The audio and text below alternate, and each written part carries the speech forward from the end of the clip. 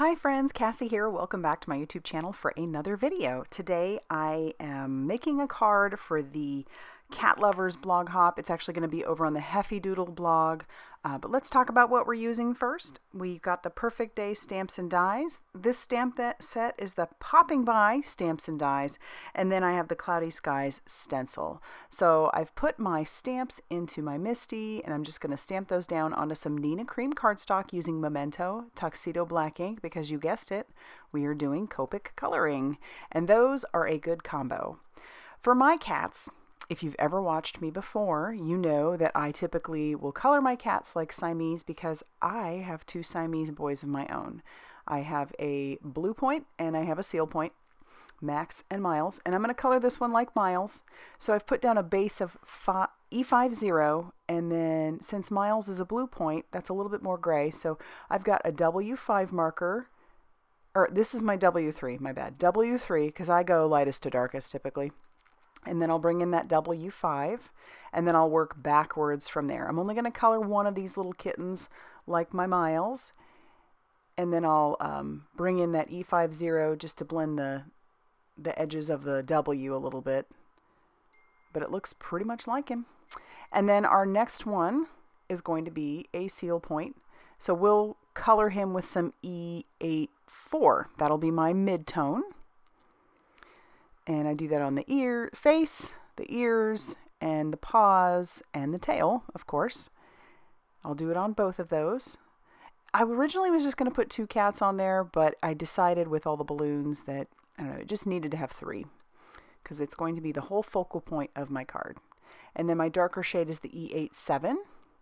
And then, of course, go backwards and blend from there. Just because these are some deep colors. And that E50 with those E8s, those can be pretty harsh, so I definitely want those edges to be a little bit more soft. So yeah, we'll just come back in with that E50. But what I've noticed with my boys is that the older that they get, the less likely they are to jump up when I am doing my coloring or making my cards. Now, if I had a wet medium in here, like I was working with paint, you better believe those boys would be in here. It's like they have that instinct to know, hey, we shouldn't be in there. I say that, and they're always usually asleep in here with me. I get started kind of creating mid-morning and work good into the afternoon. And by that time, they are super sleepy. So, because they've already like run around the house and tore as much up as they possibly can in the morning.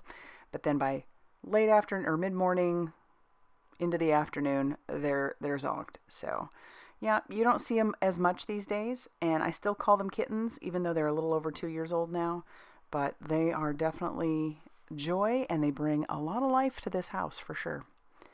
All right, so as I said, this is a part of a blog hop. Mine isn't particularly a part of the blog hop. I'm going to have the Heffy Doodle blog linked down below so you can head there and you can kind of go take a look at all the creations that the Heffy Doodle team made, but I'm not going to have a separate thing on my blog. I just made this card and I wanted to film it and show it to y'all.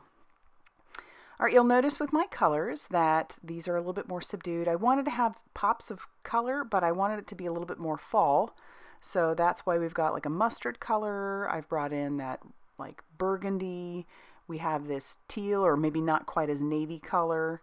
And then I'm going to bring in a couple other colors like this rosy color. These are a little bit more regal colors. Bring in this rosy color.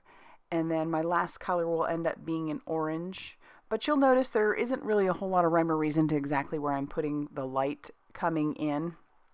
And for some of them, I will blend out, but some of them I'm not. This one's very harsh because I have that that R83 and that R56. So then I'll bring in that R83 and blend that a little bit.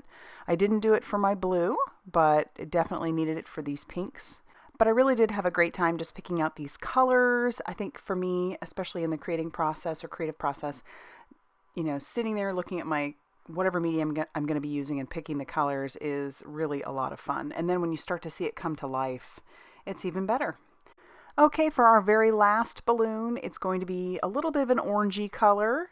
So I've brought in some YR15, and then I'm going to bring in some YR18 as my darker shade.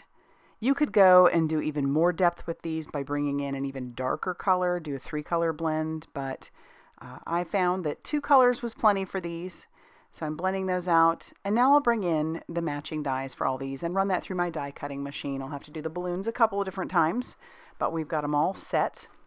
And I have another piece of Nina Cream cardstock that I have trimmed down to 4 inches by 5 1/4 inches, so it'll be a little bit smaller than an A2 size card. I did want there to be a little bit of a border.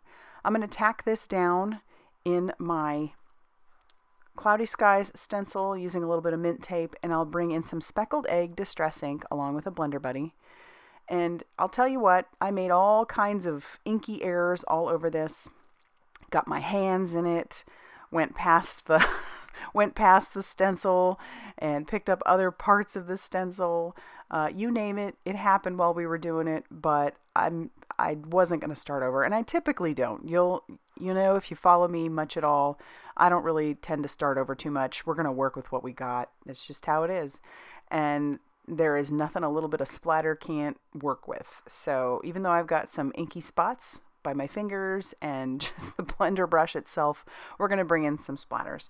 So I do have this Pearblossom Press Bling palette. That's what's on my finger. It looks like a little ring, and it works great for doing splatter because I did bring in the liquid pixie dust by Ink on 3, and I'm just splattering that all over that background. Using that little Bling palette works so well, and it spreads out that splatter really well also. Now that it's dry, I've grabbed out some sentiments from the Popping By stamp set, and I'm just going to stick that in my MISTI, and I'll grab out my VersaFine Clair Nocturne ink and ink up those sentiments and stamp those down.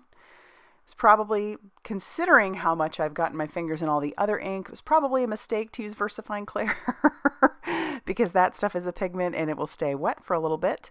But we're going to move on, let that sort of dry, and I'll tack down each of my little kittens to the balloons, kind of like they're flying in. And I think that's why I like these balloons so much. You could grab any of the critters from Heffy Doodle and just have them flying by with some balloons, which is so super fun. So now I'm going to tack them each down, put them down where I think they would look fun. I love that one that looks like Miles, you know, looking like he's ready to pounce on something. And then I've got these 2 last ones I'm putting in. I'm not concerned about it hanging off the edges because all we're going to do with that is flip this over and then we'll just trim that off. And I kind of like doing that with my scenes because it gives you the kind of the illusion that there's more going on outside of the card.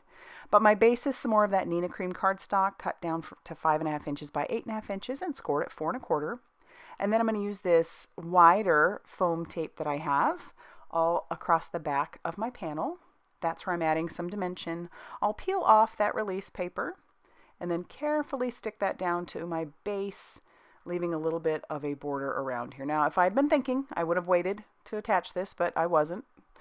So some days are just like that. And I'm going to take the balloons and I'm just going to stamp the upper part of the balloons at the very bottom of our piece. And here you'll find, because I have attached that panel there, you know, it can be a little bit of a problem. So I'm just trying to be careful as I stamp and really press down. And that way we've just got balloons all the way across the bottom of our inside.